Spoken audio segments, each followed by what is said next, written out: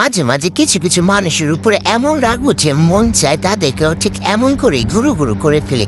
যাই হোক বন্ধুগণ, আমি আজকে আপনাদের সাথে আমার মেয়ের করে একটা এক্সপেরিমেন্টাল রেসিপি শেয়ার করছি। বিস্কিট এনে দিয়েছিলাম খাওয়ার জন্য, সে না খেয়ে বলছে আইসক্রিম বানিয়ে দিতে। তো কি আর করা, এখানে প্রথমে আইসক্রিমটাকে গুঁড়ো করে নিয়ে একটু দুধ দিয়ে দিলাম। আর দেখেন গাইস, কাঠিটার কি অবস্থা করছে। যাই একটা খুঁজে খাজে কাঠি বের করছি, সেটাকেও দেখি আবার রং দিয়ে মাখা। এই বারবার গাছে পাতাটা আমাকে অনেক ডিস্টার্ব করছিল যাতো।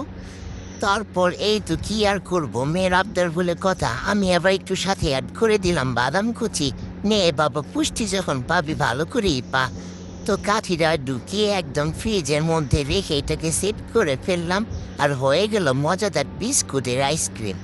এটা খেতে কি বলবো, আমার কাছে এতটাই বাজে লেগেছে, মনে হচ্ছে আমি বিস্কুটটাই সেম ঠান্ডা করে খাচ্ছি। এই আর কিছুই না, যাক বাচ্চা মানুষ আবদার পূরণ করে দিচ্ছি, এখন সে খেয়ে বলে মা আমি আর জীবনে এটা বানাবো না।